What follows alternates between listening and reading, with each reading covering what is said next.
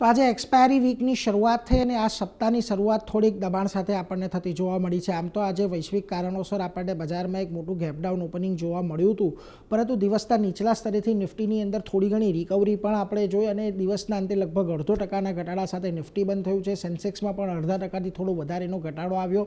Nifty બેંકમાં પણ તમને આજે ઘટાડો થોડોક મોટો હતો, પરંતુ ત્યાં પણ થોડી ઘણી રિકવરી આવતી જોવા મળી અને 5%થી થોડા વધારેના ઘટાડા સાથે બંધ થયા।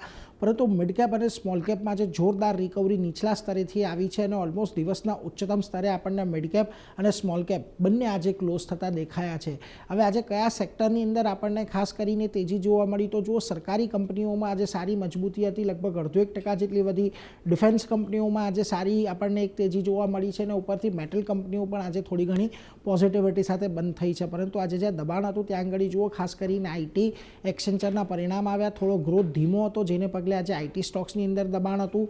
ઓટો અને એફએમસીજીમાં પણ આજે તમને થોડુંક દબાણ તરફી જ કારોબાર જોવા મળ્યો। નિફ્ટીના ફ્રન્ટ પરથી આજે જ્યાં સારી તેજી આવી, ટ્રેન્ડનું કાઉન્ટર છે, એક સારું બ્રેકઆઉટ ઘણા લાંબા સમય બાદ આવ્યું છે। બીઈએલ એક નવા શિખર પર બંધ થતો જોવા મળ્યો છે। હિન્ડાલ્કો, બજાજ ફાઇનાન્સ અહીંયા પણ એક સારી ખરીદદારી રહી, પરંતુ જ્યાં દબાણ આજના દિવસે હતું એમાં જુઓ તમને ઇન્ફોસિસ અને એચસીએલ ટેક જેવા આઈટી સ્ટોક્સો દેખાઈ જ રહ્યા છે। આ ઉપરાંત એલએનટી અને હીરો મોટો કોર્પમાં પણ આજે તમને થોડું ઘણું દબાણ જોવા મળ્યું છે। મિડકેપના ફ્રન્ટ પરથી આજે તમને જ્યાં સારી તેજી જોવા મળી, પોલીકેપમાં એક રિપોર્ટને પગલે સારી તેજી રહી। એનએચપીસી, નાયકા, ડિક્સન ટેક જેવા કાઉન્ટર પણ આજે સારી એવી તેજી સાથે બંધ થતા દેખાયા, પરંતુ જ્યાં દબાણ હતું ત્યાં જુઓ ઓલા ઇલેક્ટ્રિકમાં એક મોટું દબાણ આવ્યું। આ ઉપરાંત અસ્ટ્રાલની અંદર પણ એક 4%ની ઘટાડો આવ્યો। ઓએફએસએસ અને વારી એનર્જીસ જેવા કાઉન્ટર પણ દબાણ સાથે બંધ થયા છે।